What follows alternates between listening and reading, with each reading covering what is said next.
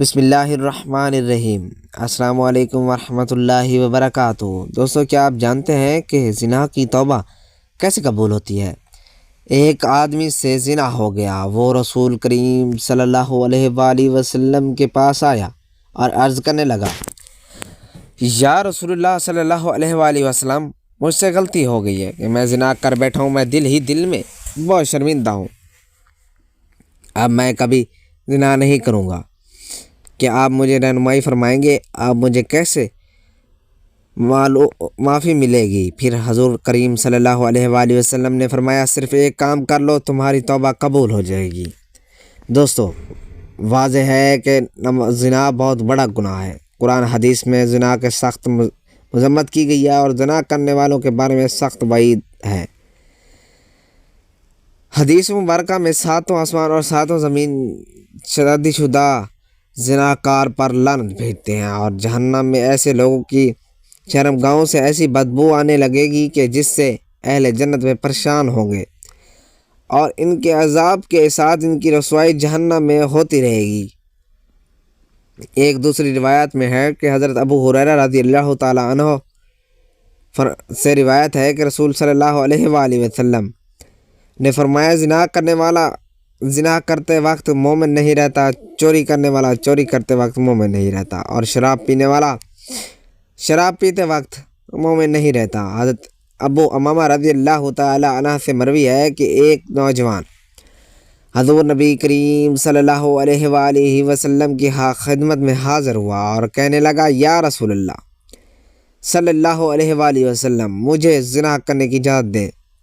لوگ اس کی طرف توجہ ہو کر اس سے ڈانٹنے لگے اور اسے پیچھے ہٹانے لگے، لیکن نبی کریم صلی اللہ علیہ وآلہ وسلم نے اسے فرمایا، میرے قریب آ جاؤ۔ وہ نبی کریم صلی اللہ علیہ وآلہ وسلم کے قریب جا کر بیٹھ گیا۔ نبی کریم صلی اللہ علیہ وآلہ وسلم نے اس سے پوچھا، کیا تم اپنی والدہ کے حق میں بدکاری کو پسند کرو گے؟ اس نے کہا، اللہ کی قسم کبھی نہیں، میں آپ پر قربان جاؤں۔ نبی کریم صلی اللہ علیہ وآلہ وسلم نے فرمایا، لوگ بھی اسے اپنی ماں کے لیے پسند نہیں کرتے۔ پھر پوچھا کہ کیا تم اپنی بیٹی کے حق میں بدکاری پسند کرو گے؟ اس نے کہا، اللہ کی قسم کبھی نہیں، میں آپ پر قربان جاؤں۔ نبی کریم صلی اللہ علیہ وآلہ وسلم نے فرمایا، لوگ بھی اسے اپنی بیٹی کے لیے پسند نہیں کرتے۔ پھر پوچھا، کیا تم اپنی بہن کے حق میں بدکاری کو پسند کرو گے؟ اس نے کہا، اللہ کی قسم کبھی نہیں، میں پر قربان جاؤں۔ نبی کریم صلی اللہ علیہ وآلہ وسلم نے فرمایا، لوگ بھی اسے اپنی بہن کے لیے پسند نہیں کرتے۔ پھر پوچھا، کیا تم اپنی پھوپھی کے حق میں بدکاری کو پسند کرو گے؟ اس نے کہا، اللہ کی قسم کبھی نہیں، میں آپ پر قربان جاؤں۔ نبی کریم صلی اللہ علیہ وآلہ وسلم نے فرمایا، لوگ بھی اسے اپنی پھوپھی کے لیے پسند نہیں کرتے۔ پھر پوچھا، کیا تم خالہ کے حق میں بدکاری پسند کرو گے؟ اس نے کہا، اللہ کی قسم کبھی نہیں، میں آپ پر قربان جاؤں۔ نبی کریم صلی اللہ علیہ وآلہ وسلم نے فرمایا، لوگ بھی اسے اپنی خالہ کے لیے پسند نہیں کرتے۔ پھر میرے پیارے نبی صلی اللہ علیہ وآلہ وسلم نے اپنا دست مبارک اس کے جسم پر رکھا اور دعا کی کہ اے اللہ، اس کے گناہ معاف فرما، اس کے دل کو پاک فرما، اس کی شرمگاہ کی حفاظت فرما۔ راوی کہتے ہیں کہ اس کے بعد اس نوجوان نے کبھی کسی غیر محرم کی طرف آنکھ اٹھا کر بھی نہیں دیکھا تھا۔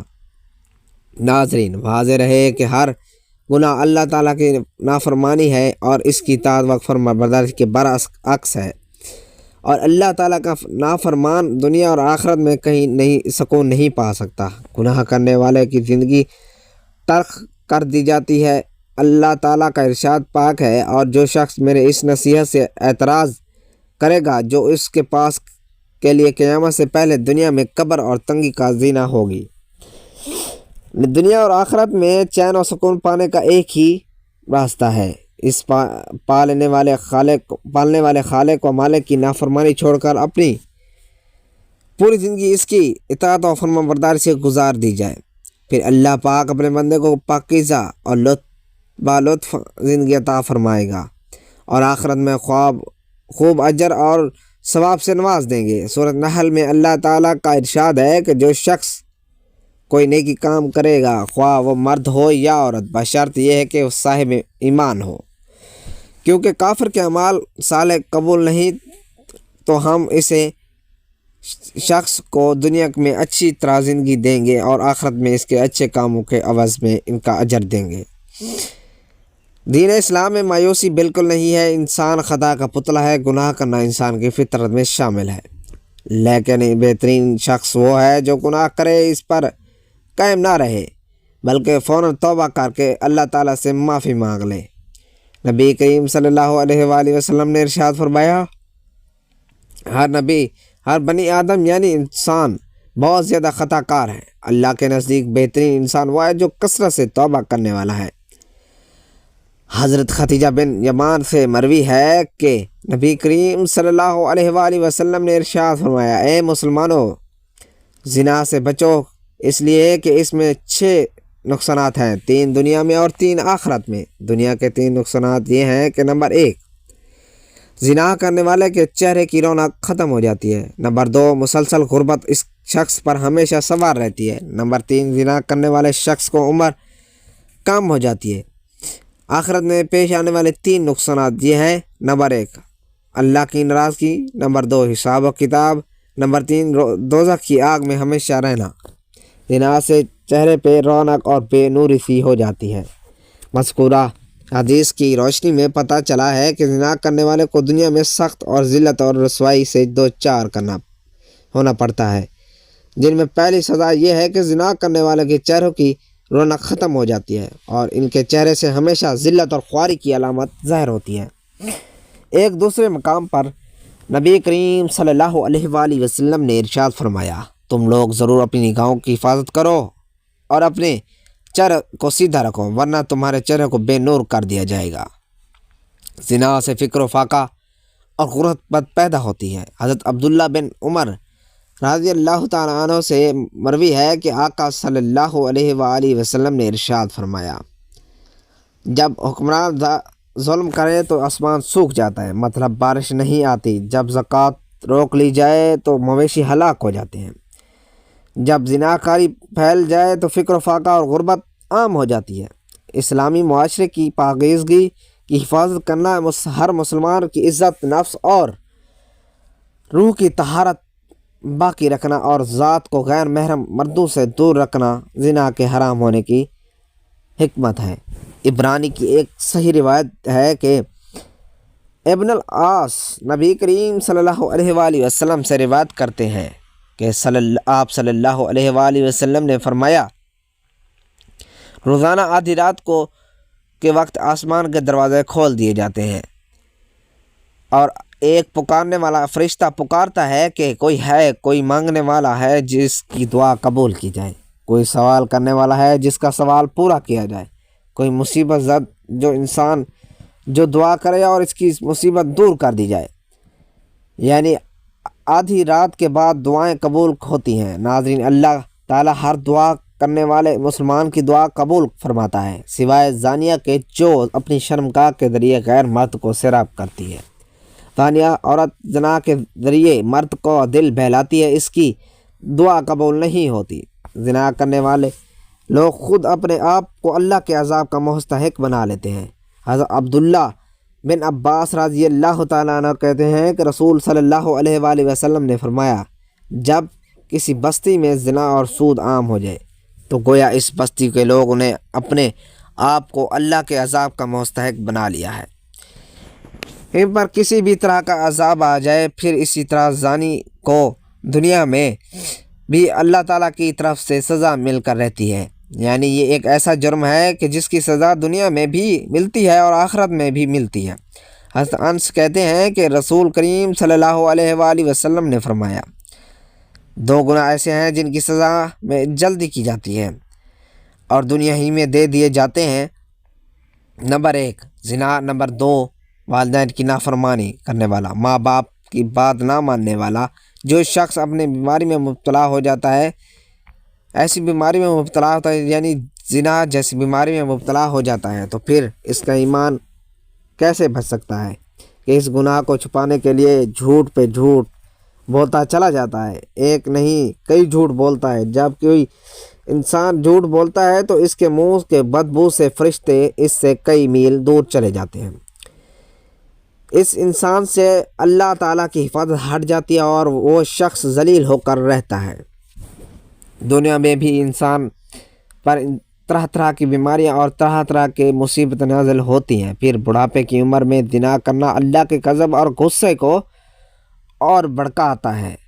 اللہ قیامت کے دن 3 لوگوں سے غصے کی وجہ سے بات نہیں کریں گے اور نہ ہی جنت میں داخل ہونے کے لیے پاس کریں گے، اور اس کے لیے آخرت کا دردناک عذاب ہے۔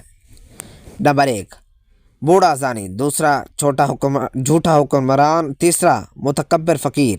پھر اسی طرح جہاں پر زنا عام ہو جائے وہاں موتیں بہت زیادہ ہونے لگتی ہیں، موتوں کی کثرت ہو جاتی ہے، قتل کی کثرت ہو جاتی ہے۔ پھر اسی طرح کسی بھی غیر حاضر شخص کی بیوی سے زنا کرنا، وہ والا شخص جو اللہ تعالیٰ کی قیامت کے روز ایک سانپ مسلط کر دے گا، یعنی کسی عورت کا شوہر کہیں گیا ہو اور ظاہر ہے کہ وہ شوہر بیوی کا محافظ ہوتا ہے، اور اب اگر وہ اکیلی ہے تو اس کو اکیلا پا کر کسی نے اس کے ساتھ برائی کی تو سانپ اس کو قیامت تک ڈستا رہے گا۔ ایسا شخص قیامت کے دن اس انسان انجام سے دوچار ہوگا۔ عبداللہ بن عمر کہتے ہیں کہ رسول صلی اللہ علیہ وآلہ وسلم نے فرمایا، جو شخص کسی غیر حاضر آدمی کی بیوی سے بستر پر آ کر بیٹھتا ہے، اس کا انجام اس شخص جیسا ہے جیسا قیامت کے روز زہریلے سانپوں میں سے ایک سانپ اسے ڈسے گا۔ پھر ہمسائے کی بیوی سے گناہ کرنے کا عذاب یا اس کی سزا کسی بھی دوسری عورت کے ساتھ زنا کرنے سے 10 گنا زیادہ ہے، کیونکہ ہمسائیوں کے بھی کچھ حقوق ہوتے ہیں۔ حضرت عبداللہ رضی اللہ تعالیٰ عنہ سے بیان کرتے ہیں کہ میں نے رسول کریم صلی اللہ علیہ وآلہ وسلم سے پوچھا کہ کون سا گناہ اللہ کے نزدیک سب سے بڑا ہے؟ آپ نے فرمایا کہ اللہ کے ساتھ کسی کو شریک ٹھہرانا، جبکہ اس نے تمہیں پیدا کیا۔ وہ کہتے ہیں کہ میں نے آپ سے عرض کی یہ تو واقعی بڑا گناہ ہے، اور کہتے ہیں کہ میں نے پوچھا کہ پھر کون سا بڑا گناہ ہے؟ آپ نے فرمایا تو اپنی اولاد کو اس اندیشے سے قتل کر دینا کہ تمہارے کھانے میں شریک ہوگی۔ اور کہتے ہیں کہ میں نے پوچھا کہ پھر کون سا بڑا گناہ ہے؟ آپ نے فرمایا پھر یہ کہ تو اپنے ہمسائے کی بیوی کے ساتھ زنا کرے۔ صحابہ کرام رضی اللہ تعالیٰ عنہ سے مروی ہے کہ ہم نے بڑے گناہوں سے متعلق دریافت کیا تو آپ صلی اللہ علیہ وآلہ وسلم نے انہیں سب سے بڑے گناہوں کے بارے میں بتایا کہ وہ شرک ہے جسے اللہ تعالیٰ صرف توبہ ہی سے بخشتا ہے۔ شرک کا مرتکب انسان بغیر توبہ کے مر گیا تو ہمیشہ ہمیشہ جہنم میں رہے گا۔ دوسرا بڑا گناہ یہ ہے کہ آدمی اپنے بچوں کو اس خوف سے مار دے کہ وہ اس کے بچے کے ساتھ اس کے کھانے سے شریک ہوگا۔ چنانچہ کسی ایسے جان کو مار کر دینا جسے اللہ نے حرام کیا ہے، اس کا مرتبہ بڑے گناہوں میں سے ہے۔ دوسرا بڑا گناہ اور اس کی سزا اور بھی زیادہ ہو جاتی ہے جب مقتول قاتل کا رشتہ دار ہو، اور بھی زیادہ ہو جاتی ہے جب مقتول ہمسایہ ہو، جبکہ قتل کا مقصد مقتول کو اللہ کے اس رزق سے محروم کرنا جس سے اللہ نے قاتل کے ہاتھوں میں رکھا ہے۔ پھر یہ کہ آدمی اپنے ہمسائے کی بیوی سے زنا کرے۔ کبیرہ گناہوں میں تیسرا درجہ زنا کا ہے۔ اس کا گناہ اور زیادہ ہو جاتا ہے جس عورت نے زنا کیا جائے، وہ ہمسائے کی بیوی جس کے ساتھ شریعت نے حسن سلوک اور نیکی کی کرنے کی نصیحت کی ہے۔ حضرت مقداد کہتے ہیں رسول صلی اللہ علیہ وآلہ وسلم نے اپنے صحابہ سے دریافت فرمایا، زنا کے بارے میں تمہارا کیا خیال ہے؟ صحابہ نے عرض کیا، زنا کو اللہ اور اس کے رسول صلی اللہ علیہ وآلہ وسلم نے حرام قرار دیا ہے، لہٰذا وہ قیامت تک حرام ہے۔ پھر آپ صلی اللہ علیہ وآلہ وسلم نے صحابہ کرام سے فرمایا، ایک آدمی اگر 10 عورتوں سے زنا کرے تو یہ گناہ اس سے کم ہے کہ آدمی اپنے ہمسائے کی بیوی سے زنا کرے۔ ہمسائے کی بیوی سے زنا ایک تو ہمسائے کا حق پامال ہوتا ہے، دوسرا یہ کہ اعتماد کا رشتہ ہوتا ہے، ساتھ ساتھ گھر ہوتے ہیں تو سارے راز معلوم ہوتے ہیں کہ کس دن کو کون اکیلا ہے، کون گھر میں ہے یا نہیں۔ کسی بھی وقت دماغ سکون میں نہیں رہتا، انسان ایک خوف کا شکار رہتا ہے۔ ناظرین، کیا آپ کا پتہ ہے کہ آخرت میں ایسے شخص کا انجام کیا ہوگا کسی کو معلوم ہے یہ جو دنیا میں زنا کرتے ہیں قیامت کے دن ان کا انجام کیا ہوگا؟ نبی کریم صلی اللہ علیہ وآلہ وسلم کی حدیث روایت کرتے ہیں کہ آپ صلی اللہ علیہ وآلہ وسلم نے فرمایا کہ معراج کے موقع پر جب آپ نے جبرائیل علیہ السلام سے پوچھا کہ جو مناظر آپ نے مجھے دکھائے ان میں سے سب سے پہلے جس شخص پر آپ کا گزر ہوا اس کے جبڑے اور آنکھوں گدی تک نکال لوہے کے آلے سے چیر جا رہی تھی تو یہ کون تھا؟ تو بتایا گیا کہ وہ جو شخص جو صبح کے وقت گھر سے نکلتا جھوٹی خبریں دیتا جو ساری دنیا میں پھیل جاتی، اور اب تو میڈیا کے ذریعے ایک جھوٹ پوری دنیا میں کروڑوں مرتبہ پھیلایا جاتا ہے، اور ننگے مرد اور عورت جو آپ نے جہنم میں جلتے دیکھے تو آپ نے فرمایا حضرت جبرائیل سے پوچھا یہ کون تھے؟ تو حضرت جبرائیل نے فرمایا وہ زانی مرد اور عورتیں تھیں، یعنی دنیا میں زنا کرنے والے مرد اور عورتیں اس جہنم کی آگ سے میں جل رہے تھے، اور تیسرا شخص جو خون کی ندی میں غوطے کر رہا تھا ہم نے دیکھا کہ جس کے منہ میں بار بار پتھر ڈالے جا رہے تھے۔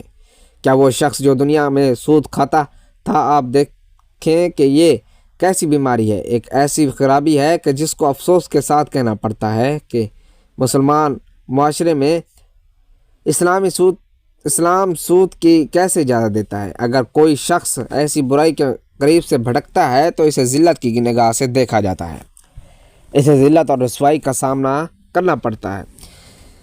لیکن آپ دیکھتے ہیں کہ عموماً لوگ اس سود کو برا نہیں سمجھتے، یہ اب معمولی سمجھا جاتا ہے اور کہتے ہیں کہ اچھا کر لیا تو پھر بعد میں توبہ کر لیں، معافی مانگ لیں گے، لیکن کبھی یہ نہیں سوچا کہ توبہ کرنے کی مہلت ہی نہ ملی تو کیا کریں گے؟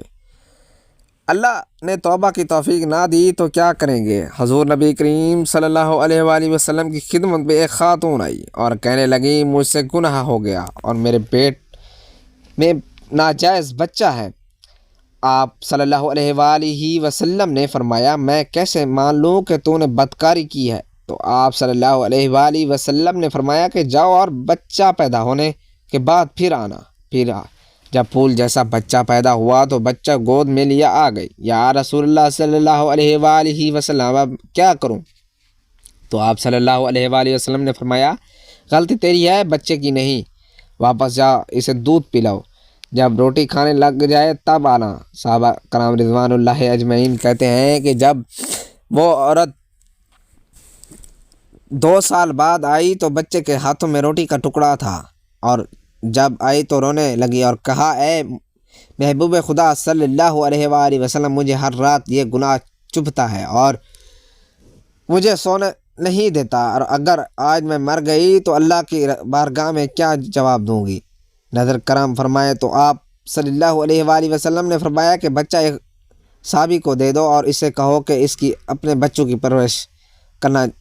پھر فرمایا کہ اس خاتون کو باہر لے جاؤ اور پتھر مار مار کر سنسار کر دو، یہاں تک کہ وہ انتقال کر گئی۔ آپ صلی اللہ علیہ وآلہ وسلم نے 2 صحابیات کی ڈیوٹی لگائی اور فرمایا کہ اسے اٹھاؤ، غسل بھی دو، کفن بھی پہناؤ، اور جب یہ کام ہو گیا تو حکم ہوا کہ صفیں سیدھی کرو، میں خود اس کا جنازہ پڑھاؤں گا۔ تو صحابہ کرام نے کہا اے اللہ کے نبی صلی اللہ علیہ وآلہ وسلم اس کا جنازہ معاذ اللہ، تو میرے پیارے نبی صلی اللہ علیہ وآلہ وسلم نے اس خاتون کو معاشرے سے کاٹا نہیں، بلکہ آپ صلی اللہ علیہ وآلہ وسلم نے فرمایا کہ آپ لوگوں نے صرف اس کا گناہ دیکھا ہے مگر اس کا احساس نہیں دیکھا، اس کی توبہ کا انداز نہیں دیکھا، اس کی طرف نہیں دیکھی، بارگاہ خدا میں سرخ روح ہونے کا جذبہ نہیں دیکھا۔ آپ صلی اللہ علیہ وآلہ وسلم نے فرمایا کہ اس نے اتنی اعلیٰ توبہ کی ہے کہ اگر ساری دنیا میں بانٹ دو تو اللہ سب کی بخشش فرما دے گا۔ ایک نوجوان صحابی معاذ رضی اللہ تعالیٰ عنہ کے نام سے جانتے تھے، ان کی شادی مدینہ منورہ میں ہوئی تھی۔ ایک دن شیطان نے ان کو پھسلایا اور ان کو ایک انصار لڑکی پر مائل کر دیا اور رائے حق سے ہٹانے کی کوشش کی۔ معاذ رضی اللہ تعالیٰ عنہ شیطان کے جال میں پھنسے اور اس لڑکی کو تنہائی میں لے گئے۔ اب یہ دونوں تھے اور تیسرا ان میں شیطان تھا، وہ برائی کو ان دونوں کے لیے پرکشش اور خوبصورت بنا کر پیش کر رہا تھا۔ وہ دونوں بہک گئے اور جوانی کے طغیانی کا شکار ہو گئے۔ جب معاذ رضی اللہ تعالیٰ عنہ اپنے جرم سے فارغ ہوئے تو شیطان نے اس کا ساتھ چھوڑ دیا۔ اب وہ پھوٹ پھوٹ کر رونے لگے اور اپنے نفس کا محاسبہ کرنے لگے اور اپنے آپ کو ملامت کرنے لگے اور بے قرار ہو گئے۔ آپ صلی اللہ علیہ وآلہ وسلم کی خدمت میں آیا اور آپ صلی اللہ علیہ وآلہ وسلم کے سامنے کھڑے ہو گئے۔ احساس گناہوں سے تڑپنا لگا کہ اے اللہ کے رسول صلی اللہ علیہ وآلہ وسلم، مجھ سے ایک گناہ ہو گیا ہے، یعنی زنا ہو گیا ہے، مجھے معاف کر دیجیے۔ نبی کریم صلی اللہ علیہ وآلہ وسلم نے ان کی طرف سے منہ پھیر لیا اور دوسری جانب آ گئے۔ بولے اے اللہ کے رسول صلی اللہ علیہ وآلہ وسلم، میں شیطان کے جھانسے میں آ گیا تو زنا کر بیٹھا، مجھ سے بات کر لیجئے۔ نبی کریم صلی اللہ علیہ وآلہ وسلم نے فرمایا تجھ پر افسوس ہے، واپس چلا جا اور اللہ تعالیٰ سے اپنے گناہوں کی معافی مانگ اور توبہ کر لے۔ وہ تھوڑی دیر بعد پھر آ گیا۔ گناہ کی آگ نے اس کا آرام چھین لیا اور صبر نہ کر سکا۔ نبی کریم صلی اللہ علیہ وآلہ وسلم نے اس کے بارے میں حکم دیا کہ اسے یہاں سے نکال دو۔ اسے نکال دیا گیا۔ وہ چوتھی مرتبہ پھر آیا۔ نبی کریم صلی اللہ علیہ وآلہ وسلم نے لوگوں سے پوچھا کہ یہ دیوانہ ہے؟ لوگوں نے کہا اللہ کے رسول صلی اللہ علیہ وآلہ وسلم، ہم تو اس وجہ سے کوئی مرض نہیں پاتے۔ آپ صلی اللہ علیہ وآلہ وسلم نے فرمایا شاید اس نے شراب تو نہیں پی لی، اس لیے ایسی حرکتیں کر رہا ہے۔ ایک آدمی کھڑا ہوا، اس نے معاذ رضی اللہ تعالیٰ عنہ کا منہ سونگھا، اس سے شراب کی کوئی بو محسوس نہیں ہوئی۔ نبی کریم صلی اللہ علیہ وسلم نے پوچھا